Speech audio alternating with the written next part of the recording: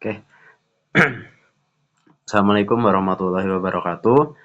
Di sini sesuai janji saya ya, yang akan memberikan video pertemuan ke-9 untuk tutorial fisika dasar. Karena mengingat di hari Senin besok itu sudah melaksanakan UAS gitu. Harapannya nanti setelah selesai dari pembahasan ini, teman-teman semua dapat memahami dengan baik. Oke. Untuk soal yang pertama, gambar berikut menunjukkan 3 situasi, di mana sebuah partikel bermuatan positif bergerak dengan kecepatan tertentu melalui suatu medan magnet seragam dan mengalami gaya magnet. Pada setiap situasi tersebut, tentukan apakah orientasi vektor-vektor yang ditunjukkan masuk akal secara fisika, gitu kan. Nah, untuk kasus-kasus ini kan kasus-kasus pada gaya Lorentz ya. Gaya Lorentz itu berkaitan dengan kaidah tangan kanan. Nah, ini gaya Lorentz. Nah, itu berkaitan dengan kaidah tangan kanan.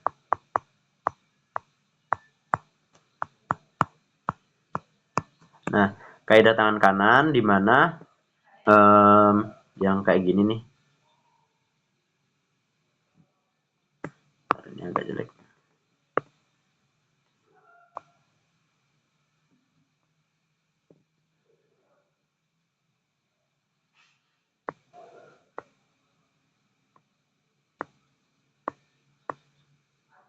Nah, untuk jempol itu sebagai arah V-nya. Nah, atau kecepatannya. Dan tunjuk itu adalah arah medan magnetnya, sedangkan jari tengah adalah arah gaya Lorentz-nya. Nah, di sini kita harus paham nih kaidah tangan kanan ya. Nggak boleh pakai tangan kiri, harus pakai tangan kanan. Nah, maka di sini kita tinjau persamaannya A, tinjau yang A, gitu ya. Nah, kalau kita pakai kaidah tangan kanan nih, sekarang tangan kita kayak di gambar ini. Nah, dengan V-nya yang ke atas, gitu ya, V-nya ke atas, sebenarnya B-nya udah ini, udah bener nih, masuk nih B-nya. Dan FB-nya, di sini yang salah di FB-nya. FB harus tegak lurus dengan V, gitu. Nah, karena di sini FB tidak tegak lurus dengan V, karena di sini FB tidak tegak lurus dengan V, maka dia tidak sesuai dengan kaidah tangan kanan. Nah, kesalahannya di sini ya, karena FB tidak tegak lurus terhadap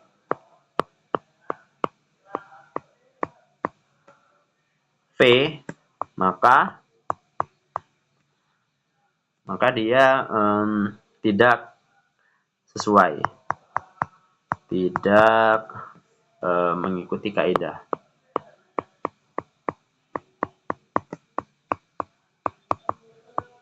Nah, lanjut tinjau yang B.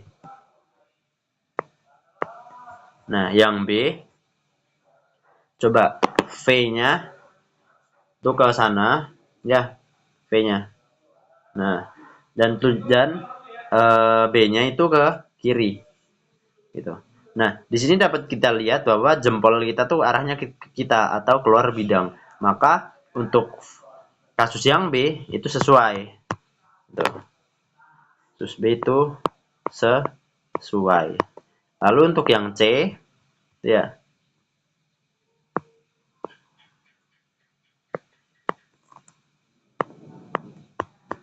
Yang C.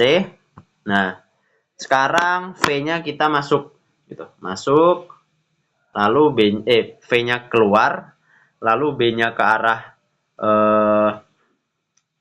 serong ke kiri. Nah, V-nya keluar, B-nya serong ke kiri.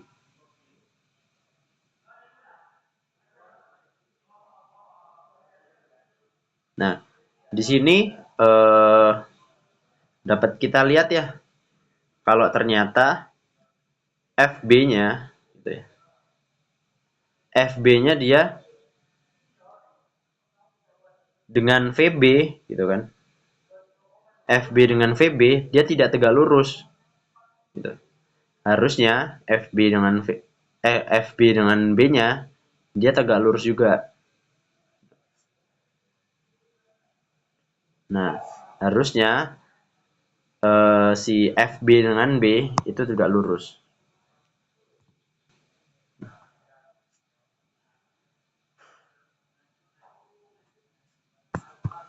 Harusnya tidak sesuai karena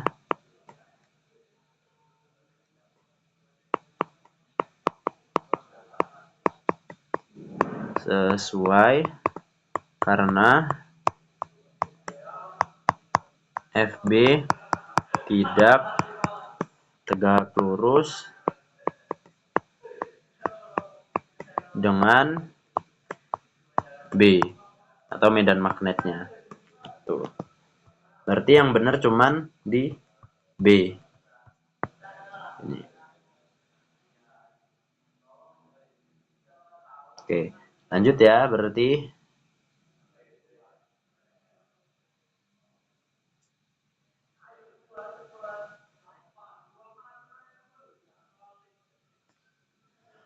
Lanjut ke soal nomor 2. Nah, sebuah kawat bermasa 13 gram ya. Masanya kita tulis dulu, berarti di sini masanya adalah 13 gram atau 0,013 kg. Nah, dengan panjang atau L-nya adalah 62 cm atau 0,62 meter. Digantung oleh sepasang kabel fleksibel di dalam medan magnet seragam dengan besar medan magnetnya B-nya adalah 0,44 Tesla. Nah, di sini yang ditanyakan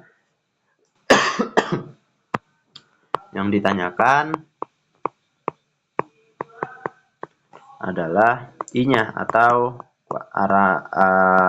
besar arus listrik dan arahnya. I dan arahnya. Nah, jawab ya. Nah, di sini kan dia memiliki beban nih W. Nah, sedangkan untuk melawan si bebannya ini, dia ada gaya Lorentz yang disebabkan oleh dua kawat ini juga dan dipengaruhi oleh medan magnet. Ini ada F-nya. Berarti di sini F Lorentz ya sama dengan W. Dengan F Lorentz rumusnya adalah Bill. Nah, dan W-nya itu adalah massa dikali dengan gravitasi. Nah, untuk I-nya kita bisa dapat berarti massa dikali dengan gravitasi dibagi dengan B dikali dengan L. Dengan massanya adalah 0,013 dikali 9,8 ya gravitasinya. Dengan B-nya adalah 0,44 dikali dengan L-nya itu kan 0,62. Nah, nanti di sini kita dapat untuk nilai I-nya ya. Itu sebesar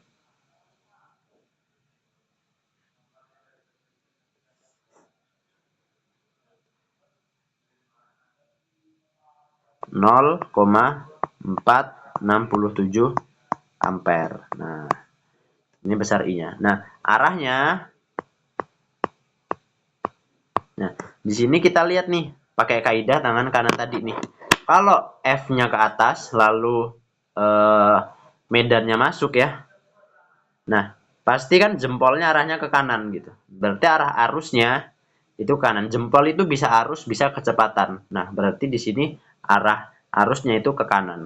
Karena jempolnya ke kanan. Arusnya dia ke kanan.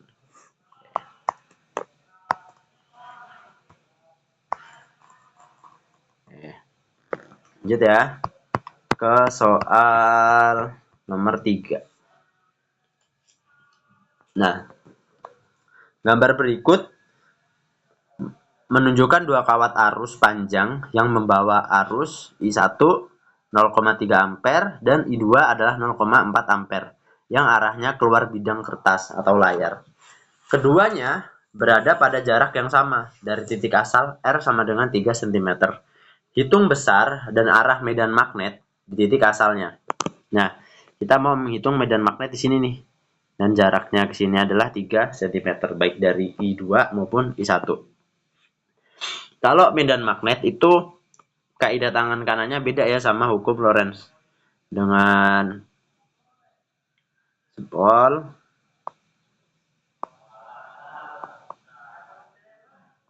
Nah, kalau di sini ya, ini bertindak sebagai I. Nah, sedangkan medannya itu telapak tangannya. Gitu. Bukan arah jarinya. Bukan, tapi telapak tangannya. Nah, berarti di sini langkah awalnya untuk nanti aja ya kita menentukan arah arah medan magnetnya. Di sini kita akan menentukan nilai dari medan magnetnya. Berarti B1 di sini adalah mu 0 dikali I1 ya per 2pi dikali dengan R atau jaraknya. Dengan mu 0 adalah 4pi dikali dengan 10 pangkat 7 ya. Kalau pi di sini. Negatif 7. Negatif 7. Nah, dikali dengan I-nya. I-nya adalah I1-nya adalah 0,3. Per 2pi dikali dengan R-nya. R-nya adalah 3 cm. Ini 0,03. Nah, di sini dapat bahwa B1 nilainya adalah ini coret, pi-nya 3-nya kecoret, tinggal 2 yang pasti. Nah, 10 pangkat 2, 10 pangkat 2, 10 pangkat min 1. 10 pangkat min 8, min 6. Ini. Min 7, min 2. Oh iya. Kali dengan 10 pangkat negatif 6, satuannya Tesla. Nah, lalu untuk B2 terus sama aja ya, mu 0 dikali dengan I2 per 2pi R. Dan itu adalah 4pi dikali dengan 10 pangkat negatif 7 dikali dengan I2-nya sini 0,4 per 2pi kali dengan 0,03. Maka di sini dapat hasilnya, coret untuk pi-nya ya. B2-nya adalah 4 dikali 0,4 dibagi 0,06. Hasilnya adalah, nah hasilnya akhirnya 2,67 dikali dengan 10 pangkat negatif 6 Tesla gitu. Nah, sekarang hitung besarnya. Kita berarti kalau menghitung besar berarti menghitung resultannya. Maka B adalah akar dari B1 kuadrat ditambah dengan B2 kuadrat. Nah, sini dapatlah dengan B1 adalah tadi 2 dikali 10 pangkat negatif 6 ya. Kuadrat lalu ditambah dengan 2,67 dikali dengan 10 pangkat negatif 6 kuadrat. Makalah di sini dapat hasilnya nanti ya adalah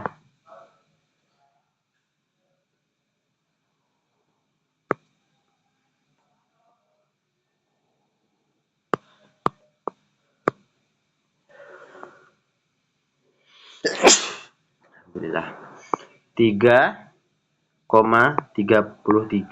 kali dengan 10 pangkat negatif 6 Tesla. Nah, ini adalah besarannya. Dan untuk arahnya sendiri ya. Nah, arahnya di sini kita lihat nih untuk yang I2. I2 jempol kita kanan ya, jempol kita keluar. Lalu telapak tangan kita ke arah ininya. Apa namanya? Arah ini nih. Kalau I2 dia menyebabkan ke arah Y positif. Nah, kalau kita ngelihat ya di sini tangan kita kayak gini. Tangan kita kayak gini nih. Ini jempol keluar ya. Nah, di sini telapak tangan ya. Berarti arahnya ke sana. Dan untuk I1-nya tuh ya. I1-nya di jempol. Nah, ini telapak tangannya nih di sini. Berarti arahnya ke sini. Nanti pasti bakalan ada resultannya nih. Nah, mencari nilai tetanya. Berarti tan teta arahnya ya. Nah, tan tetanya itu adalah B2 per B1. Karena ini Y itu disebabkan oleh I2 ya. Dan X-nya itu adalah I1. Nah, ini berarti B2 per B1. Maka di sini dapatlah nilainya itu adalah tan theta sama dengan 2,67 per 2. Berarti tetanya itu adalah arcus dari tan 2,67 dibagi dengan 2. Nah, maka dapatlah nilai tetanya di sini adalah 53,13 derajat. Nah, ini nilai arahnya terhadap arahnya ya diukur dari X positif dan Y negatif, Y positif juga. Nah,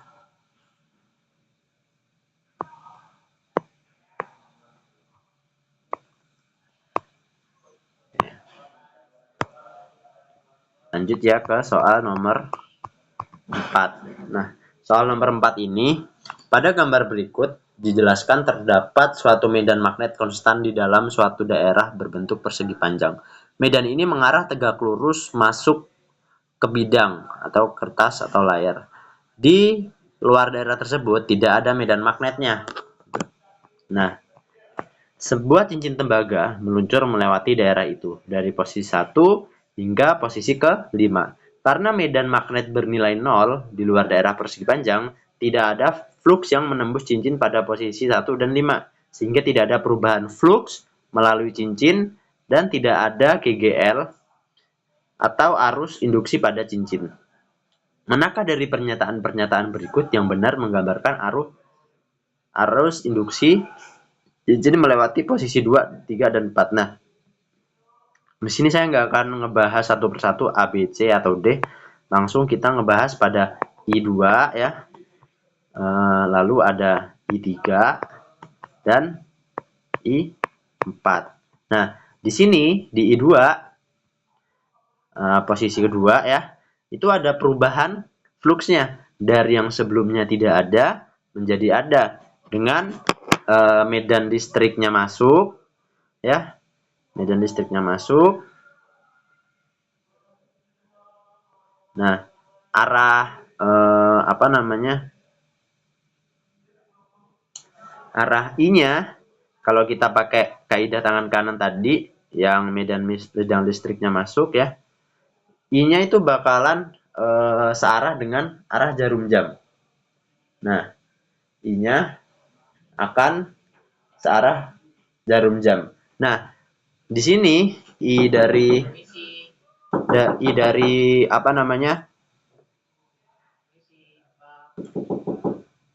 suatu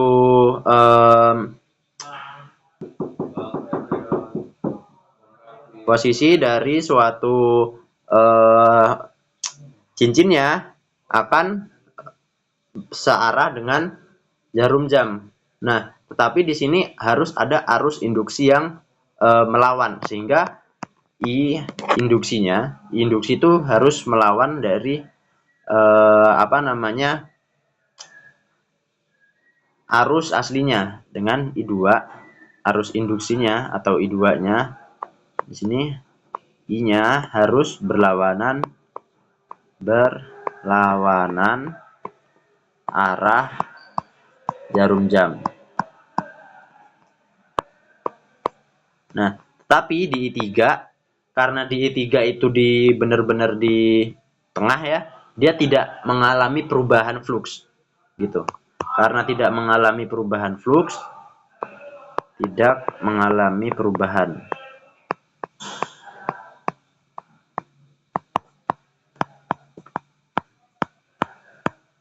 Berarti nilai dari I3-nya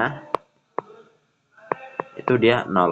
Nah, lalu di I4 dia berlawanan nih dengan I2. Kalau I2 darinya tidak ada ke ada, lalu I4 ini dari yang ada menuju ke tidak ada. Berarti dia harusnya searah dengan jarum jam. Searah dengan jarum jam. Nah, itu ya. Berarti yang benar yang mana kalau kayak gini? Yang benar adalah yang B. Oke. Lanjut ke soal nomor 5. Sumber listrik AC dari PLN memiliki bentuk gelombang sinusoidal dengan tegangan tertulisnya itu adalah 220 volt. Nah, ini VRMS ya, berarti VRMS atau tegangan efektifnya adalah 220 volt. Yang A, berapa tegangan puncak atau Vmax-nya? Nah, Vmax kan kita tahu tuh kalau VRMS itu adalah Vmax per akar 2. Berarti kalau kita mau nyari nilai Vmax-nya itu adalah VRMS dikali dengan akar 2. Nah, ini adalah 220 akar 2 volt untuk Vmax-nya. Dan untuk nilai jawaban dari B, jelaskan mengapa nilai efektif digunakan untuk menyatakan tegangan AC. Nah, nilai efektif itu adalah suatu nilai rata-rata. Nah, kita tahu bahwa di arus AC itu adalah arus sinusoidal kayak gini nih. Berbeda dengan arus DC. Arus DC ini lurus. Nah, di sini kenapa dibuat VRMS atau V efektif gitu ya? Karena dia bisa mengambil di tengah sini efektivitasnya. Nah, sehingga dia menyerupai dengan listrik DC. Ini AC, ini DC. Nah, diambil VRMS agar arus AC menyerupai DC yang konsisten.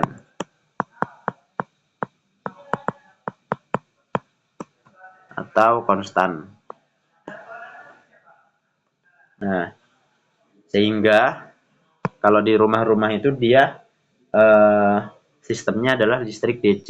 Sehingga di sini pakai AC itu harus menggunakan tegangan VRMS sehingga dapat bergerak ya pada rumah tiap warga. Nah, sumber listrik AC dari PLN ya gitu. Intinya di sini karena misal ya kalau ada suatu nilai ya setinggi rendah tinggi rendah tinggi rendah tinggi rendah gitu. Berarti kalau mau nyari rata-ratanya gitu, untuk melinearkan gitu. Tapi di sini AC juga harus melinearkan dengan listrik DC. Gitu. Lanjut ke soal nomor 6. Listrik AC dengan VRMS adalah 220 volt. 220 volt. Dan frekuensinya adalah 50 Hz terhubung ke rangkaian RLC. Seri dengan R-nya adalah 100 ohm dan L-nya adalah 0,3 Henry. Sedangkan C-nya adalah 30 μF. Yang A, tentukan arus efektif atau IRMS ya yang melewati rangkaian. Yang B, tentukan beda tegangan pada tiap elemennya. Dan C-nya, tentukan daya rata-rata yang digunakan pada rangkaian ini. Nah, di sini yang perlu kita ketahui kalau di induktor atau di kapasitor ya, itu harus kita ubah induktor atau L ya. Terus kita ubah ke XL dengan cara omega dikali dengan L. Sedangkan kapasitor atau C ya, itu juga harus diubah ke XC. Sehingga di sini adalah 1 per omega dikali dengan L. Nah, kalau kayak gini, untuk rumus ohmnya V sama dengan I, bukan R ya sekarang, karena campuran yaitu Z, di mana Z adalah impedensi.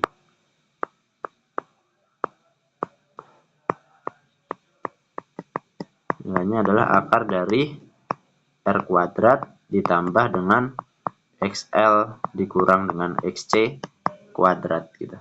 Nah, di sini maka kita langkah pertama yang harus kita lakukan itu adalah mencari nilai dari XL dan XC-nya. XL sama dengan omega dikali L. Dengan omega adalah 2πf ya, karena nggak diketahui kan di sana. Dikali dengan L. Nah, di sini 2pi dikali dengan F, sini 50, dikali dengan H-nya adalah 0,8. H-nya berapa di sini? L-nya itu 0,3 nih ya. Nah, salah, ini harusnya 0,3. Maka dapat kalau dihitung, masukkan nilai 2 dikali 3,14 dikali 50 dikali 0,3, hasilnya adalah 94,25 ohm. Nah, untuk yang EXC itu adalah 1 per 2pi F dikali dengan C. Nah, ini 1 per 2pi dengan F-nya adalah 50 dengan C-nya. Ini C-nya berapa? 30 mFarad. Nah, 30 mu kali 10 pangkat negatif 6 ya, farad. Nah, maka di sini dapatlah hasilnya 106,1 ohm. Nah, sekarang kita masukin ke rumus impedensi. Z itu sama dengan akar dari R kuadrat ditambah dengan XL dikurang dengan XC gitu ya, kuadrat ya. Masukin R kuadrat, R-nya 10 dikuadratin jadi 100 ditambah dengan 94,25 dikurang dengan 106,1.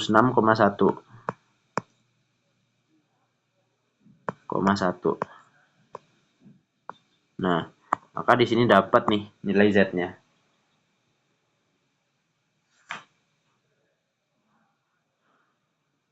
Nilai Z-nya ini. Nanti kalau kalian dapat ya, kalau dari saya sendiri di ngitungnya di sini langsung yaitu nilai, kan kita tahu bahwa I V sama dengan I dikali dengan Z.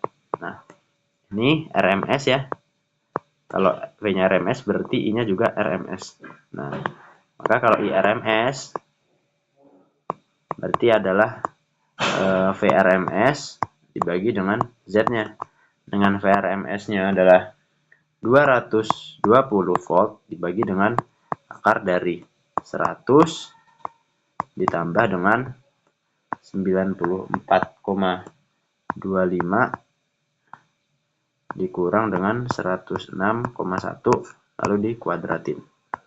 Nah, maka dapatlah hasilnya nanti adalah 2,1847 ampere. Nah, ini untuk nilai I-nya yang A. Nah, yang kedua, yang B ya, kita mau nyari tegangan pada masing-masing hambatannya. Berarti VR atau V resistor yaitu nilai dari I dikali dengan R. Nah, nilainya adalah 2,1847 dikali dengan R-nya ini adalah 10. Maka hasilnya ya, R-nya berapa di sini? Oh, R-nya 100. Nah, di sini kurang ya. R-nya 100.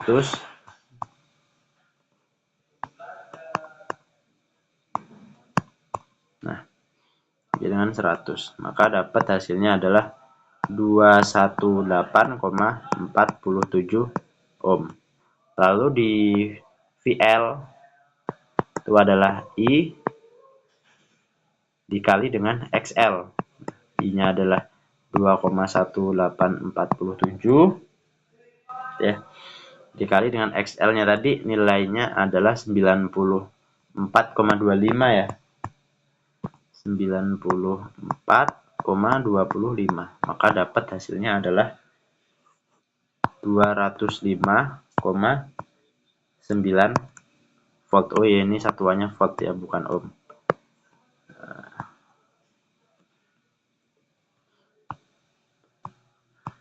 Volt. Lalu untuk di L ini, VC-nya itu adalah I dikali dengan XC. I-nya adalah 2,1847 dikali dengan 106,1, maka di sini hasilnya adalah 231,8 volt. Nah, ini berarti kita dapat nih nilai tegangan pada masing-masing hambatan. Selanjutnya kita nyari C atau daya rata-rata. P rata-rata itu adalah I RMS dikali dengan V RMS dikali dengan cos theta, di mana tetanya itu merupakan sudut fasa yang rumusnya adalah XL dikurang dengan XC per R. Nah, tapi di sini saya pakai rumus yang lebih simpel. Nah, simpel karena kan P rata-rata. Nah, kalau mau nggak ada cos tetanya itu jangan sampai ada V-nya. Gitu. Jangan sampai ada V RMS. Bolehnya ada VR tegangan di R gitu ya. Rata-rata adalah I, kan I dikali V ya. V, sedangkan V sendiri adalah I kali R. Berarti I kuadrat dikali dengan R. Nah, I kuadratnya RMS ya, tentu aja ini. RMS. Nah, I kuadratnya adalah 2. I tadi berapa? 2,1847. 2,1847 dikuadratin dikalikan dengan R-nya adalah 100. Maka dapatlah hasilnya adalah 477,29 watt.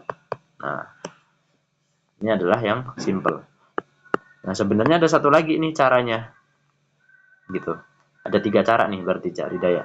Bisa pakai ini, bisa pakai ini. Nah,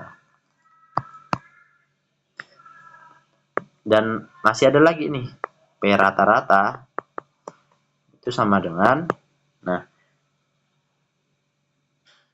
yang ini tadi I RMS ya. I itu kan sama dengan